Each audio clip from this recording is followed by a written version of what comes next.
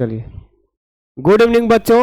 आप सभी को यह कहते हुए मुझे प्रसन्नता हो रही है कि जो भी बच्चे मैट्रिक 2025 की परीक्षा फाइनल दे चुके हैं, तो उसमें से कुछ ऐसे बच्चे रह गए थे जो किसी विषय में 2 नंबर, 4 नंबर, 5 नंबर से रह गए थे और उनकी रिजल्ट प्रकाशित नहीं हो पाई, संतोषजनक नहीं पाया गया, अर्थात वो फेल हो गए।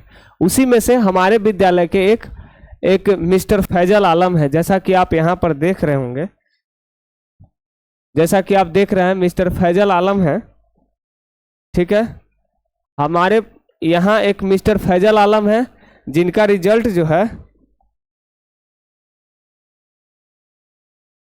जिनका रिजल्ट देखिए आप यहाँ पर 2 विषय में ये फेल हो चुके हैं, जिसमें एक उनका अपना प्रॉपर विषय है उर्दू विषय में ये फेल हो चुके थे और इनका मार्क्स था 14 नंबर, और साथ में इंग्लिश भी है, इंग्लिश विषय का भी रिजल्ट इनका आया लेकिन फेल हो गए। बहुत सारे ऐसे बच्चे होते हैं जो ये सोचते हैं कि इंग्लिश में हम फेल है तो हमारी नंबर और हमारा रिजल्ट जो है प्रकाशित हो गया है, तो हमारी आगे की कैरियर बहुत ही बेस्ट जाने वाला है। तो मैं उन्हें ये बात बता दूं कि ऐसा कुछ भी नहीं है। आपको किसी भी हालात में एक भी विषय में फेल होना ये आपके कैरियर को पूरे ध्वस्त करने के बराबर है। तो आपको ये समझना पड़ेगा कि चाहे वह पेपर ऑप्शनल हो या मेन पेपर हो, कंपलसरी हो, उन सारे पेपर में आपको पास होना बहुत जरूरी है। और खास करके इंग्लिश की एक बहुत बड़ी भूमिका है, जो हमारे बिहार सरकार में एक ऐसी दुर्भाग्य है कि इंग्लिश के नंबर को एडिशनल ऑप्शनल रख के छोड़ दिया गया है, जिसमें बहुत सारे ऐसे बच्चे हैं जो एग्जाम में अच्छा अपना परफॉर्म नहीं दिखा पाते हैं, अपना बेस्ट नहीं देते हैं और पढ़ाई पर ध्यान नहीं देते हैं, अंग्रेजी को इग्नोर करके चलते हैं। तो मैं उन्हें बता दूं कि आगे आपका कैरियर पूर्णतः इंग्लिश पर ही आधारित रहेगा, इसलिए अंग्रेजी को आप बिल्कुल ही इग्नोर ना करें। मैं एक मैथ का शिक्षक हूं, लेकिन फिर भी मैं आपको ये बता दे रहा हूं कि इंग्लिश बहुत ही इंपॉर्टेंट है। आप सभी को इंग्लिश पर उतना ही जोर देने की जरूरत है जितना आप मैथ पर ध्यान देते हैं, साइंस पर ध्यान देते हैं या एसएसटी पर ध्यान देते हैं, है ना। तो इस चीज को आपको ध्यान में रखना चाहिए। तो एक समय था कि हमारे ये मिस्टर फैजल बाबू थे, जो रिजल्ट जब आया इनका तो बहुत ही बुरा परिणाम रहा, 2 विषय में ये फेल रहे, तो ये बहुत ही परेशान चल रहे थे उन दिनों। तो ये अपनी व्यथा जो है किसी को कह नहीं पा रहा था। तो देखिए, ऐसा कोई भी ऐसा कुछ ना करें कि आप अपने मन में किसी बात को दबाए रखें। रिजल्ट यह आपके अंतिम परिणाम नहीं है। ऐसे हजारों आप परीक्षाएं देंगे और हजारों परीक्षाओं में आप कुछ न कुछ सीखेंगे, ठीक है। फेल कोई नहीं होता है यहाँ पर। फेल भले ही आपको लिख दिया गया, लेकिन आप फेल नहीं हो। बस ये समझो कि ये आपका पहला पड़ाव था जिसमें आप से थोड़ी सी भूल हुई है और उसे पूरा करने की जरूरत बनती है, ठीक है। तो मुझे आशा है कि आप लोग अपने आने वाले, या तो आप इंटरमीडिएट के एग्जाम दो या ग्रेजुएशन का दो, या फिर आप अपने करियर में कुछ आप करना चाहते हैं, कोई सिविल सर्विसेज का एग्जाम देना चाहते हैं, कोई और भी चीज़ें जो नौकरी की तैयारी कर रहे हैं, या कोई भी प्रकार का एग्जाम आप देते हैं उसमें रह जाते हैं किसी नंबर से, तो आपको बिल्कुल भी घबराने की ज़रूरत नहीं है। आप उस पर लगन के साथ मेहनत करें, निश्चय ही आपको सफलता मिलेगी। तो मैं इनके बीच कुछ उस समय में बात हुई थी, तो उनके बात की गई कुछ बातों को मैं आपके बीच साझा करना चाहता हूं। बहुत ये परेशान चल रहे थे, ठीक है। तो परेशान होने से तो कुछ होगा नहीं, ठीक है। परेशान होने से कुछ भी संभव नहीं है। देखिए आप यहां पर, ठीक है, यहां पर जो आप देख रहे हैं, यहां पर आप जो आप देख पा रहे हैं, देखिए यहां पर जो आप देख रहे हैं, यही है मिस्टर फैजल बाबू के साथ हमारी बातचीत हुई थी कुछ उन दिनों जब ये बहुत ही परेशान चल रहे थे। तो कुछ बातें हैं जो आपके बीच हम साझा कर रहे हैं, देखिए, ठीक है। ये मिस्टर फैजल है, जैसा कि आप देख रहे होंगे, ठीक है। ये मिस्टर फैजल हैं, ये मिस्टर फैजल हैं, इनसे हमारी बात हुई थी। तो इनसे हमने जिस दिन इनका एग्ज़ाम हो रहा था वो दिन मैंने इनसे बहुत ही रिक्वेस्ट किया था कि आप मेरे विश्वास मानो, आप जाओ एग्ज़ाम देने के लिए और निश्चय ही आपको सफलता मिलेगी। हो सकते हैं कुछ भूल चूक आपसे हुई हो, या फिर हो सकता है कोई कॉपी जांच करने वाले जो होते हैं सर होते हैं उनसे भी कुछ भूल हो सकती है। तो उन चीज़ों के अभाव में आप स्वयं को इतना प्रताड़ित नहीं कीजिए, आप पुनः फिर से एग्जाम दीजिए और बेहतर आपका रिजल्ट आएगा। तो उन दिनों मैंने इनसे पूछा था एग्जाम हो गया आज तो बाबू, तो इन्होंने बोला यस सर हो गया है। फिर उसके बाद इन्होंने स्वयं से कहा कि हाँ सर एग्जाम तो हो गई है, ठीक है एग्जाम हो गई है। फिर इन्होंने बोला कि बस आपकी मेहरबानी था सर, ठीक है। ये हमारी मेहरबानी बताते हैं, लेकिन ऐसा कुछ नहीं है, हमारी कोई मेहरबानी नहीं, ये सरकार की मेहरबानी है और अपने विभाग की मेहरबानी है। जो सरकार या हमारे विभाग जो बच्चे रह जाते हैं फेल हो जाते हैं उन्हें पुनः फिर से एक बार मौका दिया जाता है। और मैं आपको बता दूं कि कंपार्टमेंटल एग्जाम वही बच्चे दे सकते हैं जो कम से मैक्सिमम 2 विषय में फेल होना चाहिए। अगर 2 से अधिक अगर विषय में आप फेल हैं तो फिर उनके लिए ऐसी सुविधा नहीं है। जो 2 विषय में फेल हैं उनके लिए एक मौका मिल सकती है, वो कंपार्टमेंटल के रूप में। तो इन्होंने एग्जाम दिया, ठीक है। हमने बोला ऐसा कोई बात नहीं है, बोल रहे हैं क्योंकि सर आपने बहुत हेल्प किया है हमें, जो फर्ज है वो आपने पूरा किया है। मैंने बताया कि जो मेरा फर्ज है मैंने वो पूरा किया है, हम कोई काम ऐसा एक्स्ट्रा नहीं किए हैं जो आपके लिए मैं स्पेशल कर रहा हूँ, ठीक है। तो इन्होंने बहुत ही अच्छा बात बोला है, ठीक है। और इसी के लिए मुझे सरकार सैलरी देती है, सरकार जो है हमारी सैलरी इसी के लिए देती है, आपके ही परेशानी को पूरी तरह से ख़त्म करने के लिए सरकार हमें क्या देती है, सैलरी देती है, ठीक है। और सभी लोगों को ये बात ध्यान में होना चाहिए कि कोई भी बच्चा अगर रह जाता है तो परेशान बिल्कुल भी ना हो, उनको कोई ना कोई ऐसा मौका दिया जाता है, कोई उपाय है उसका जिससे आप अपना बेस्ट दे सकते हैं, ठीक है। तो चलिए, जब इनका रिजल्ट आया तो क्या रहा, ठीक है। इनका जब रिजल्ट आया तो आप देख सकते हैं कि इनके रिजल्ट आने के बाद, इनके रिजल्ट आने पर मैंने इन्हें त्वरित ये हमें मैसेज भी किए कि सर, और बार बार ये पूछते भी अब हमसे रहते थे कि रिजल्ट कब आ रहा है, रिजल्ट कब आ रहा है। मैं इन्हें आश्वासन देता रहा कि देखिए आप परेशान नहीं होइए, इसी मंथ के लास्ट वीक तक आ जाएगा। लास्ट वीक बोले तो आप 2-3 दिन पहले या फिर 30, 31, 29 को निश्चय ही आएगा। जैसे ये समय नज़दीक जाता गया इनके अंदर घबराहट बढ़ती गई, ये बहुत हमें बोल रहे थे कि सर बहुत घबराहट हो रही है, कब रिजल्ट आएगी, क्या होगा। तो हमने इन्हें बार बार बोला कि नहीं, आपको परेशान बिल्कुल नहीं होना है। मैं पूरे अपने 110% कहता हूं कि इस बार आपका रिजल्ट बहुत ही बेहतर आने वाला है, ठीक है। तो इन्होंने हमें बताया भी, ये देखिए आज भी हमसे इन्होंने पूछा कि आज रिजल्ट निकलेगा सर, तो हमने बोला कि आज या कल निकलने वाला है बाबू, ठीक है। तो इन्होंने बोला अच्छा ओके सर, थैंक्स सर, बता दीजिएगा सर अगर आज रिजल्ट आ गया सर रिजल्ट।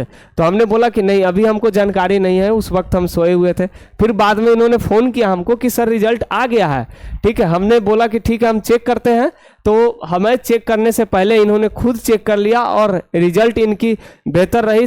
त्वरित इन्होंने हमें कॉल किया और बोला कि सर मुझे बहुत खुशी है, आपके बदौलत ये चीज़ें हमको देखने को मिला है। हम अपने अम्मी से ये बात बहुत बोल रहे थे कि ये सर ही जो थे जिन्होंने हमें ये बात कहा, उनके ही भरोसे पर हमने फॉर्म भरी है, हमने एग्ज़ाम दिया है और उनके द्वारा ही हमें आश्वासन मिलता रहा। तो ऐसा कुछ नहीं है। सभी लोगों के लिए मेरी एक ही बात कहना है कि आप परेशान बिल्कुल भी ना हो। कोई भी अगर दिक्कत अगर आती है तो उसका कुछ ना कुछ समाधान जरूर है।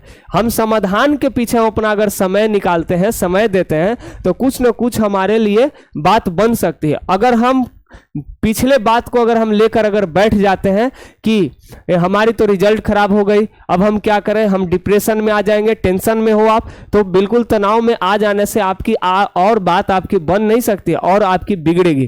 तो आपको उस समय में क्या करना है, त्वरित आपको बिना समय गवाए तुरंत आपको उस विषय में, जिस विषय में आप फेल हो रहे हो, उस विषय पर आपको फोकस करने की जरूरत है। आप फॉर्म भरें, उसका समय निकलता है, फॉर्म भरें, एग्जाम दे और पास हो जाए। ठीक है, ये आपकी नीति है और आपको इसी स्तर से आपको आगे बढ़ करके काम करना चाहिए। ठीक है, तो फिर इन्हें मैंने इनको बधाई भी दिया है कि और मैंने ये भी लिखा है कि ये हमारे ऐसे पहले स्टूडेंट हैं, ये जो है हमारा पहला ऐसा स्टूडेंट है जिन्होंने कंपार्टमेंटल के एग्जाम में बम्पर रिजल्ट ला करके एक नई इतिहास रचा है। मैंने आज तक कभी ऐसे बच्चे को देखा ही नहीं जो हमारे द्वारा पढ़े हुए हो और उन्हें कंपार्टमेंटल परीक्षा देने की ज़रूरत पड़ी हो, या फिर जो बच्चे फेल भी अगर हुए होंगे तो वो कंपार्टमेंटल का एग्जाम नहीं देते हैं। और कुछ ऐसी भ्रांतियां हैं समाज में, या विभाग के द्वारा तो ऐसा नहीं कहा जाता, लेकिन कुछ लोग ऐसे हैं जो कहते हैं कि कंपार्टमेंटल एग्जाम दे देने से कुछ नहीं होगा, आगे कैरियर में भी आप कुछ नहीं कर पाओगे, आपके रिजल्ट आ जाने से कोई बात नहीं बनेगी, आपके मार्कशीट पर कंपार्टमेंटल लिखा हुआ रहेगा तो आपको नौकरी में आपको दिक्कत पड़ेगी। ऐसा कुछ भी नहीं है, बिल्कुल ये गलत और अफवाह बातें हैं, ये भ्रांतियां हैं, इससे आपको बाहर निकलने की जरूरत है। और मैं सभी को यही बात कहूंगा कि आप निश्चय ही कंपार्टमेंटल का एग्जाम दें और जो आपका लैप्स होने वाला समय है उसको बचाएं, क्योंकि समय से कीमती आज के समय में कुछ भी नहीं है। क्योंकि आपको फायदा दो प्रकार से, पहला कि आप पास अगर हो जाते हैं तो सबसे बड़ी बात है कि जो आपका समय जो है 1 साल का जो आपका समय लगने वाला था, ठीक है, ये आपका समय जो लैप्स हो रहा था, खत्म हो रहा था, यही आपका समय क्या हो जाता है, बच जाता है। जैसे यही अगर देख लेते हैं, यही अगर फैजल बाबू जो है अगर एग्जाम अगर नहीं देते तो निश्चय ही यह 2026 के एग्जाम में फिर से बैठते, जैसे कि इस बार के और भी बच्चे बैठने वाले हैं। जो बच्चे नहीं एग्जाम दिए हैं, चाहे वह कहीं के भी बच्चे हों, जिन्होंने एग्जाम नहीं दिया है वो पुनः फिर से बैठेंगे। अब पुनः फिर से बैठेंगे तो फिर से उनको सारे पेपर के एग्जाम देने पड़ेंगे। ठीक है, तो उनके लिए समय भी लैप्स गया और उनको सारे पेपर का एग्जाम दे देना पड़ा। हो सकता है आप भविष्य को जानते नहीं है, अगर आपकी अच्छी तैयारी अगर हो गई तो आपका रिजल्ट बेहतर आ जाएगा, अगर नहीं अगर हो पाई तो फिर से आपका कुछ ना कुछ अनहोनी हो सकता है, तो उस वक्त भी आप परेशान हो जाएंगे। तो जब तक आपको मौका मिल रहा है तब तक आपको काम करना चाहिए। हमारे देहात में एक कहावत है, जब तक सांस है तब तक आस है। मतलब जब तक हमारे पास कोई अगर विकल्प है तब तक हम अपने आप के लिए हम लड़ेंगे, हम अपने आप के लिए कुछ ना कुछ करेंगे और करके हम समाज में कुछ बेहतर दिखाएंगे, जैसा कि इन्होंने कहा है। तो हमने इनको बधाई भी दिया है, ठीक है, और ये बहुत ही खुश भी है, आज ये बहुत खुश है।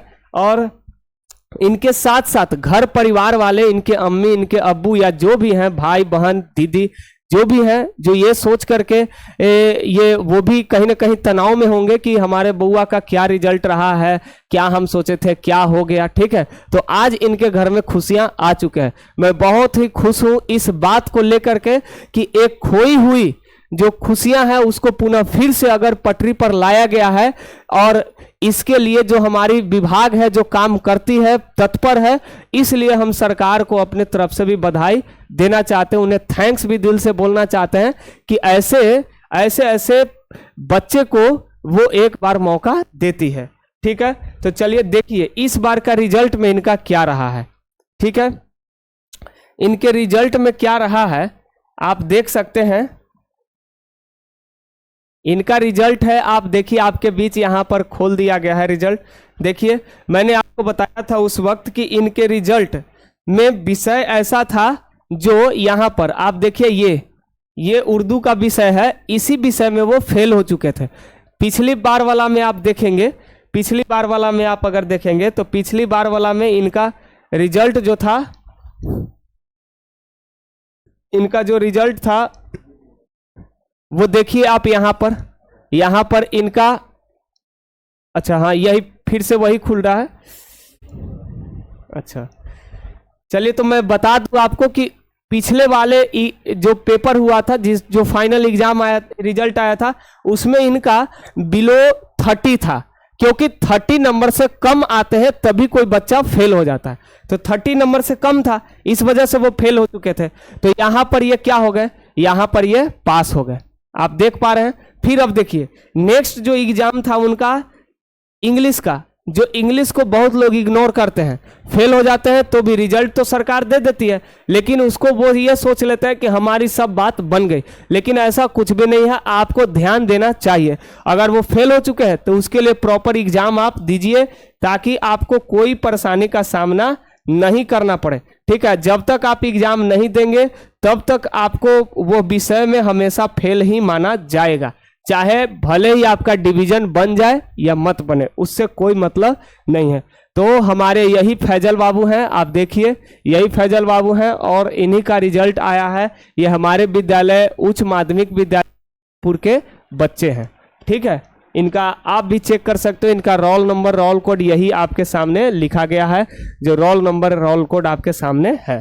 तो मैं पुनः फिर से ये फैजल बाबू को बहुत बहुत बधाई देता हूं, क्योंकि इन्होंने एक ऐसा रिजल्ट ला करके स्वयं को प्रूव किया है कि नहीं, गलतियां चाहे जिस किसी का भी हो, हमारा हो या विभाग का हो, उसमें हमें अगर दोबारा मौका मिलता है तो मैं अपने स्वयं को एक बेस्ट परफॉर्म करते हुए एक नई इतिहास रच सकते हैं, और इन्होंने उस पर खड़ा उतरा है।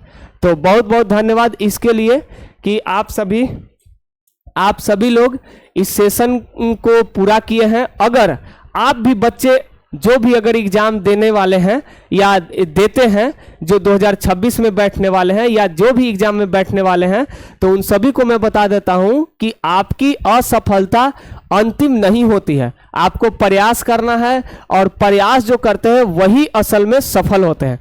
जो भी व्यक्ति अगर एक विषय में फेल होता है या जहां भी आपको सफलता आपके अनुरूप अगर नहीं मिल पाती है, तो आप ये समझो कि आप में कुछ कमी रही है, उसको आपको सुधार करने की जरूरत है। ठीक है, तो इसी पर आपको ध्यान देने की जरूरत है और आपको काम करना है, निश्चय ही आपको सफलता मिलेगा। मैं आप सभी 2026 के बैठने वाले प्रत्येक विद्यार्थियों, प्रत्येक परीक्षार्थियों को अग्रिम शुभकामनाएं भी देता हूं कि आप अपनी अगर पढ़ाई पूरे शिद्दत से कर रहे हैं, एग्जाम भी आप पूरे प्रेम पूर्वक देते हैं, तो रिजल्ट भी आपका शानदार आने वाला है। चाहे वह बच्चे कोई भी हो, ऑनलाइन के हो, ऑफलाइन के हो, या सरकारी स्कूल में पढ़ रहे हो, प्राइवेट कोचिंग में पढ़ रहे हो, कहीं भी पढ़ रहे हो, सारे जगह शिक्षक तत्पर हैं, काम कर रहे हैं, चाहे वो सरकारी के हो या फिर प्राइवेट के हो या कोचिंग के हो या कहीं के भी हो, सारे शिक्षक मेहनत आपके प्रति कर रहे हैं, और आप सभी को उनके विश्वास पर खड़ा उतरने की जरूरत है।